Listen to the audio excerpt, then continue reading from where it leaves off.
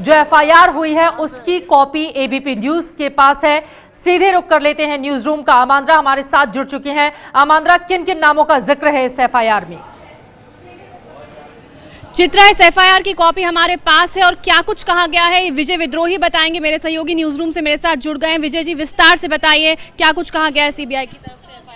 देखिए, हमारे पास ये कुल मिला के 12 पन्ने की एफआईआर की कॉपी है, जिसमें 7 लोगों के नाम है, एक कंपनी का नाम है और कुछ अननोन लोगों के नाम है, और उन पे 3-4 बड़े आरोप लगाए गए हैं जो सीबीआई ने अपनी आरंभिक जांच में कहा है, जो उनको आरंभिक जांच में सही साबित हुआ है। एक तो किस ढंग से आपराधिक षड्यंत्र रचा गया ज़मीन के बेचने का, होटलों को लीज पर देने का, जिसकी लालू प्रसाद यादव को अच्छी तरह से जानकारी थी जब वो रेल मंत्री थे, और किस तरह से 3 एकड़ ज़मीन का बेचान पटना शहर में हुआ। ये सबसे इंटरेस्टिंग है, जो ये कहती है कि 3 एकड़ ज़मीन जो थी वो 25/2/2005 को डीएमसीएल को बेची गई थी। 1 करोड़ 93 लाख रुपए उसका सर्किल रेट था, लेकिन इसके सिर्फ 1 करोड़ 47 लाख में बेच दिया गया। और उसके बाद जो डीएमसीएल कंपनी है उसने 2010 और 2014 के बीच इसके शेयर लालू प्रसाद यादव के परिवार को देने शुरू किए, और तब इनका सर्किल रेट लगातार बढ़ता गया, जो 32.5 करोड़ हो गया था 2014 में, जब सारे के सारे शेयर डीएमसीएल के लालू प्रसाद यादव के परिवार के पास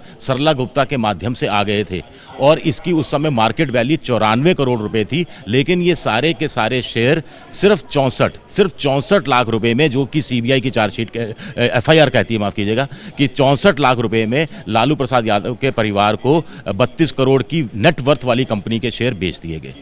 तो ये गंभीर मामला लगता है प्रारंभिक जांच में सीबीआई के अनुसार। जी, काफी गंभीर मामला है चित्रा। क्रिमिनल कॉन्स्पिरेसी यानी आपराधिक षड्यंत्र का ये पूरा मामला है। अब लालू प्रसाद यादव के ठिकानों पर ये छापेमारी चल रही है, लेकिन मुश्किल में नीतीश सरकार कैसे है, सबसे पहले आपको ग्राफिक्स के जरिए हम समझाने की कोशिश करते हैं।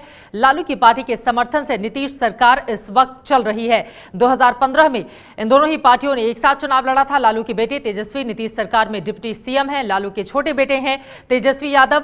लालू के बेटे पर भी केस दर्ज हुआ है, आपराधिक षड्यंत्र का यह मामला, जिसके बाद नीतीश पर अब लालू के बेटे को हटाने का दबाव बढ़ेगा। बेटे को हटाने पर लालू समर्थन वापस ले सकते हैं। अगर नीतीश कुमार हटा देते हैं तेजस्वी यादव को। आरजेडी के पास 80 विधायक हैं, जेडीयू के पास 71 हैं, कांग्रेस के पास 27 सीट है, सहयोगियों के साथ बीजेपी के पास 58 सीट है।